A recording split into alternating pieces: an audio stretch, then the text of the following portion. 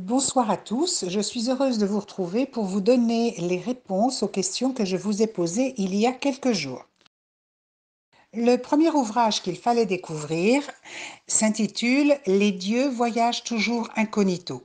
Alors c'est une histoire qui ne tient pas véritablement debout, mais ce n'est que le prétexte pour nous montrer comment être heureux, comment se sentir mieux dans sa peau, comment accepter d'être ce que l'on est et comment se comporter vis-à-vis des autres sans perdre son identité.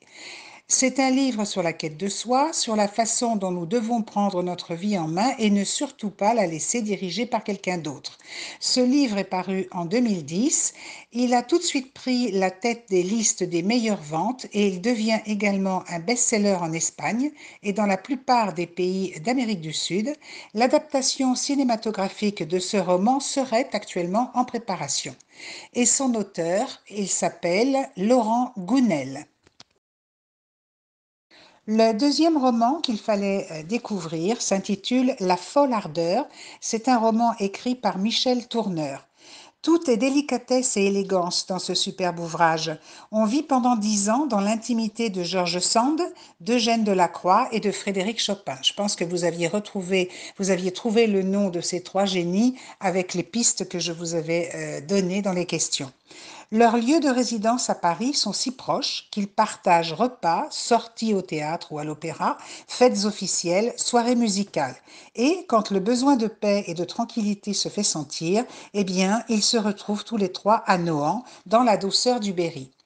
Là-bas, Delacroix fait flamber la couleur dans ses toiles, Chopin compose ses nocturnes notamment.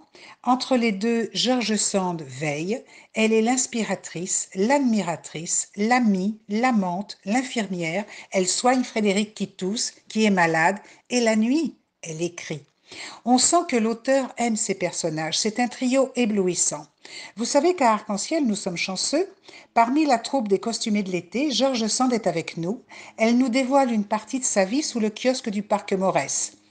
L'auteur de ce remarquable roman est Michel Tourneur. Elle est née à Grenoble en 1952. Elle a collaboré longtemps à France Culture et France Inter. En 1983, elle remporte à Genève la Plume d'or de la ville de Genève pour la pièce de théâtre La Burette. Et voici le troisième ouvrage qu'il fallait découvrir. C'est un suspense que vous ne quitterez plus avant d'être parvenu à la dernière ligne. Après l'effondrement d'un volcan dans l'océan, la mer a tout englouti. Ne reste plus qu'une famille de 11 personnes sur une île, un couple et ses 9 enfants, et la mer qui ne cesse de monter. La barque est trop petite pour partir. Les parents doivent faire un choix parce qu'il faut partir vers les hautes terres, là où ils trouveront de l'aide. Au petit matin, ils partent donc, en laissant 3 de leurs enfants encore endormis. Les 3 enfants resteront isolés sur cette île mangée par les flots et l'eau qui monte inexorablement. Depuis 6 jours, ils espèrent voir arriver des secours car la nourriture se raréfie. Alors commence pour eux un combat inouï pour leur survie. Ouah, quel roman! Et son titre, c'est Juste après la vague. Il a été écrit par Sandrine Colette. Sandrine Colette est née à Paris en 1970.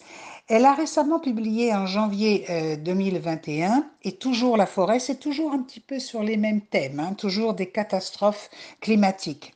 Elle partage son temps entre la région parisienne et son élevage de chevaux dans le Morvan. Voilà, chers arc-en-cieleux, notre 6e vidéo qui se termine.